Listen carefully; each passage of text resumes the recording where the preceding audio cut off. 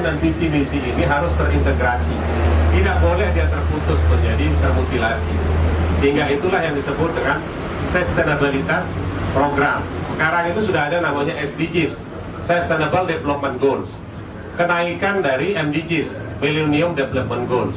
Itu sudah selesai kita bicarakan, dan investor ini sudah ada hampir puluhan di belakang kita yang akan membangun.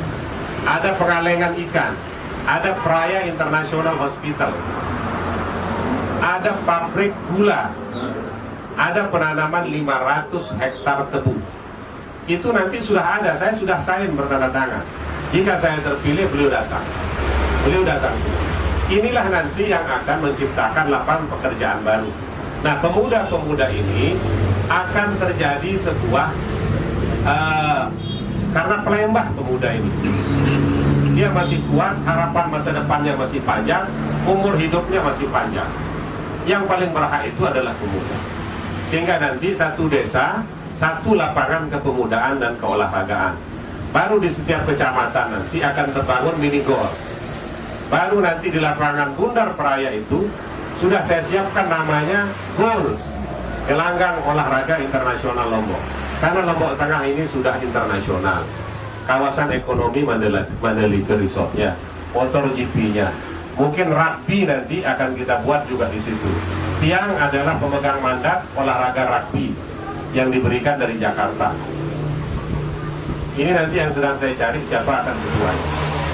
Barulah nanti kemudian setelah tandur kute, maka dia basak laut. Basak laut itu agar tidak mengurangi debit air yang di utara, itu dari meninting sudah dihadang yang ke lautnya.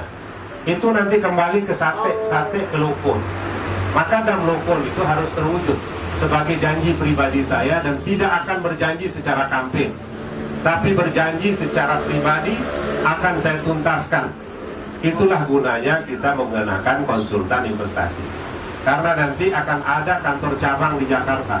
Satu-satunya kabupaten yang memiliki kantor cabang di Jakarta. Kita juga sudah punya namanya Persroda, yang 49% itu investor, 51% itu punyanya pemerintah daerah.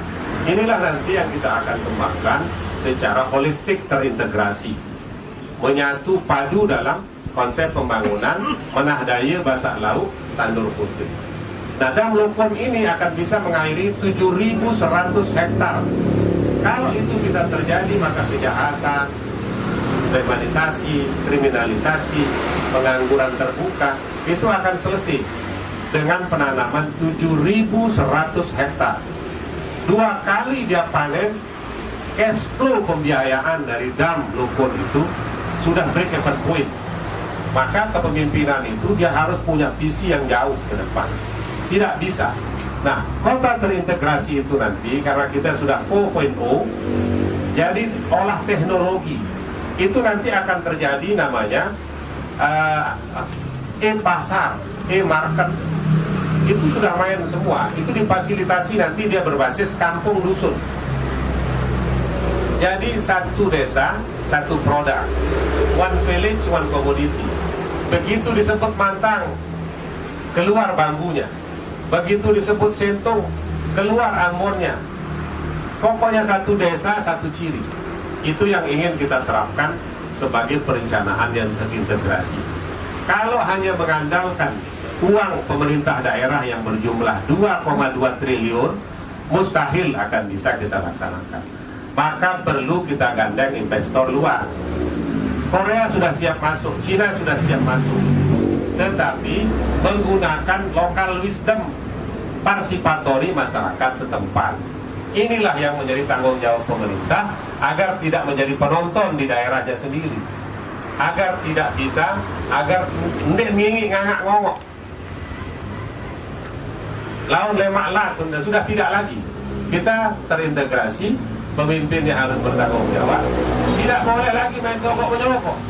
Inilah yang membunuh karakter assassination, namanya kepemimpinan itu. Kepala sekolah disogok, jabatan disogok. Nah, ini membunuh dirinya sendiri sebagai pemimpin. Dan insya Allah dengan mengucapkan Bismillahirrahmanirrahim, itu tidak boleh terjadi lagi. agar kepemimpinan. So, kalau hanya sekedar duit orang jadi bupati itu sangat gampang. Saran berkuasa itu namanya dia lah mengadu itu.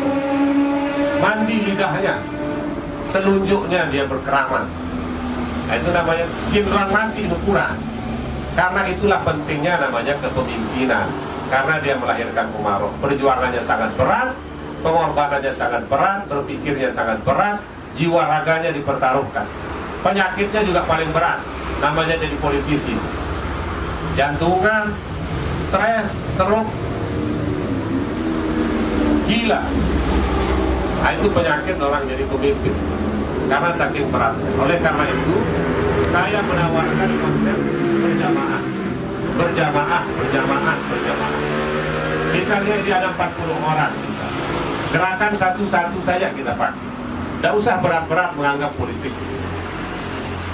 Satu orang nyari satu, setiap hari satu saja, tidak usah dia banyak-banyak.